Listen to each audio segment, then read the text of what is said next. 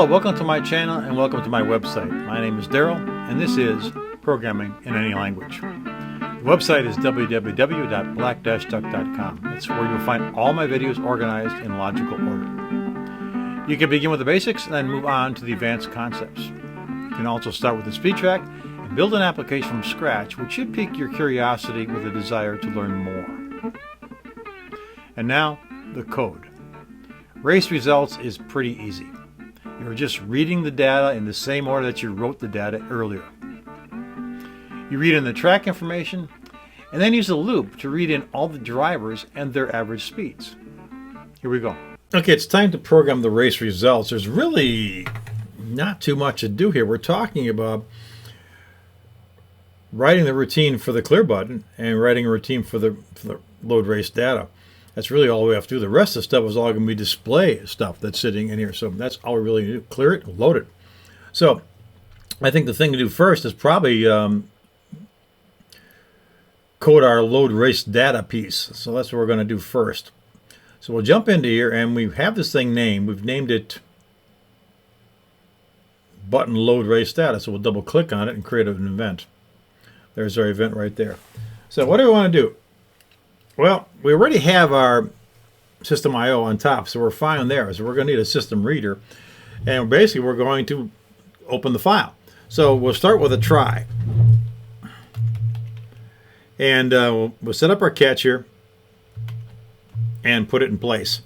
And this is going to be a catch-all for any kind of problems we might have. We don't find the file or something of that nature. So we're going to actually say catch right away, and make it an exception EX, and then put our break in there. And the error that's going to pop out if we get this thing is going to be message box dot show, and it'll be EX dot message. It'll be a system message, in other words. We don't know what it's going to be. It could be a file not found, data error, something of that nature when it comes through. So that gets that in place. The next thing we need to do then is basically open our file. So what we're going to do here is we're going to go into the box that's good here, and we'll open the file. We'll create our stream reader, and we'll call it input race data. I think we'll call the other one output race data. We'll call this one input race data, and leave it like that. And then we will again use the open dialog. This time it's the open file dialog command we'll use, which we saw on the bottom down here. Open file dialog is going to be sitting right here. We're going to use this guy to read the data. So we named OFD read race. So go back into our code and put it right in here. We'll say if open file dialog read race dot show dialog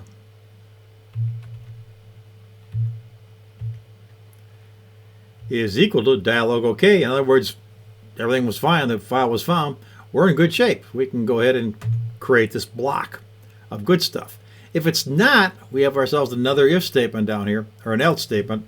So we're going to say else, we have an error, and now we're going to have to dictate what that error is. And that error is typically the operation canceled. Message box dot show operation canceled, and end that with a semicolon. So again, we're starting to form this arrow, this validation arrow on the bottom down here where we can make this thing work. So we're going to look at this piece right now, and if we didn't cancel the operation, we can then bring stuff in. So we'll say input race data is equal to file dot open text OFD read race file name, what the user selected from the file dialog box. We then can process the file.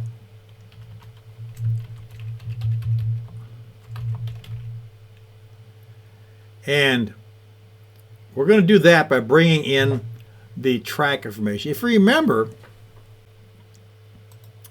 We needed to bring in this information first. We saved the track name, kilometers, miles, and the number of laps right away. Then we went through a loop to save all our driver data. So we actually have 4 pieces of records we want to read right away off our file, and then we'll loop through the rest. So how are we going to do that? Let's take a look at this thing. We're going to set up we're going to say str track. Do I have str track name in here? Let's go way to the top and see if we have that. Str track name. Yeah, I've got a string up there called str track name. So let's go ahead and use that. And we'll say str track name. Again, this is what I like about Hungarian notation. It kind of gives you a hint as to what you're looking at. So str track name right here is equal to input race data. Oops, input. Let's try this again. Input race data dot read line. That's going to bring in the track name. Next thing we're going to do is we're going to say we're going to LBL track name is going to be equal to, that's LBL.text is going to be equal to str track name. Now I could have put all that in one line. I could have said that LBL track name.text is equal to input race data. I just don't. I like to have each line tell me what it's actually going to do and break that down to small bytes like that. But you can certainly say LBL track name.text is equal to input race data.read line and bring it in that way, bring it straight. Another line to bring in, str track length. Track length K actually. Track length K. K is equal to, it likes that, input race data read line, right? Yes. And then LBL K length text is equal to str track length K. We can cheat a little bit here. Grab these 2 lines, replicate them here, and change this to an M.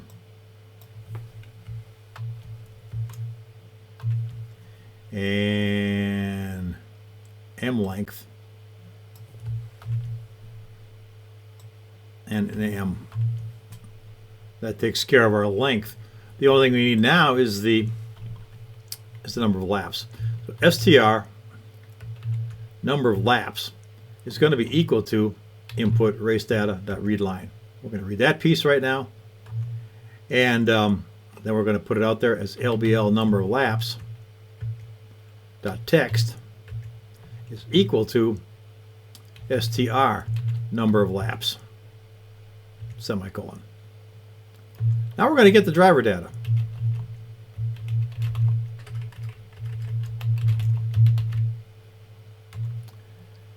And this will be a while loop. So while input race data dot end of stream is equal to false, I'm going to have my block of code.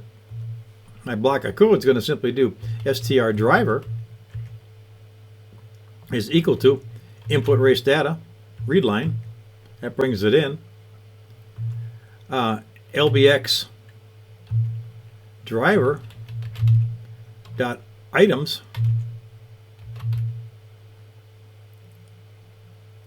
dot add str driver. Then str average KPH is going to be equal to input race data, and LBX KPH dot items dot add str average KPH. And we could cheat. It's just as easy, probably just do str average MPH dot items dot add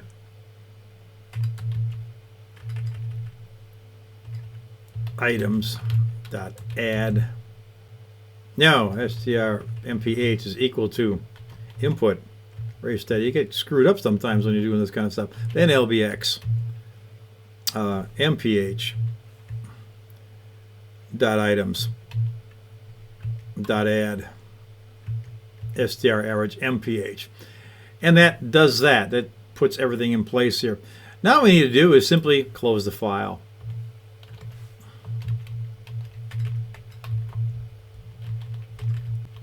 Close the file. And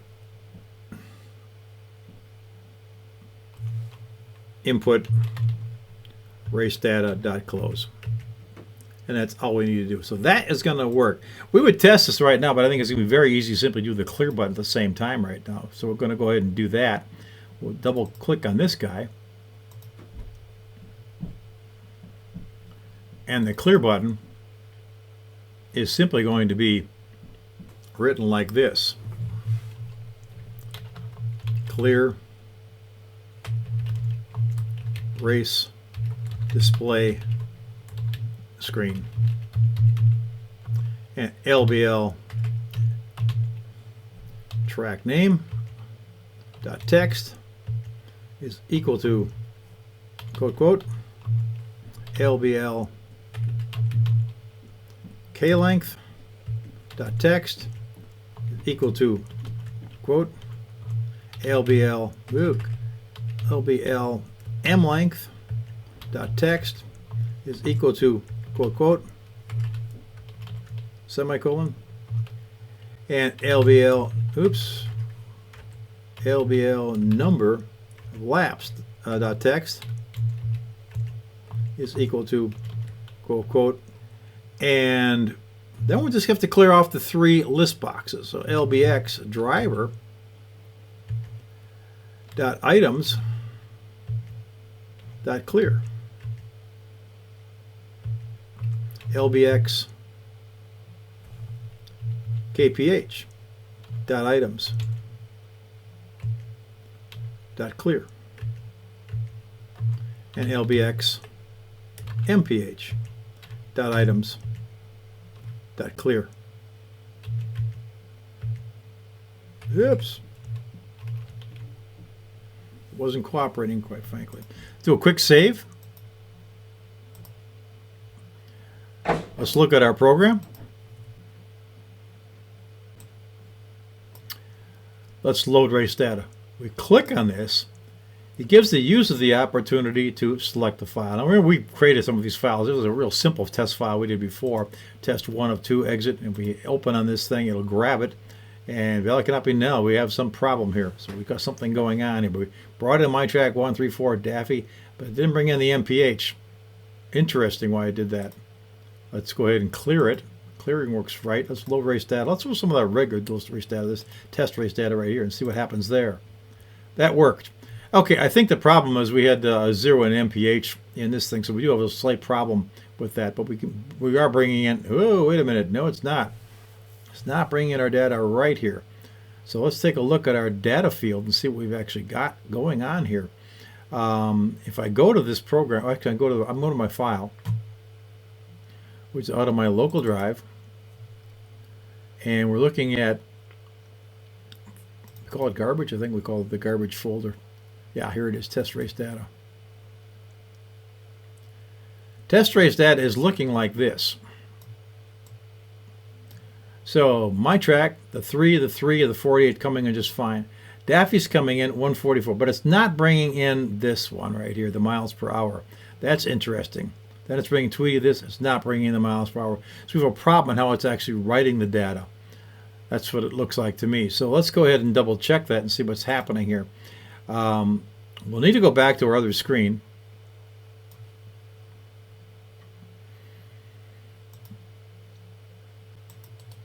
Looks like our reading is going to be fine here. So we'll send it back. And it'll be this thing, right? It'll be actually, we're going to send this thing back. Enter race, we'll send that to the back. And we'll look at the save all drivers piece here and see what's going on.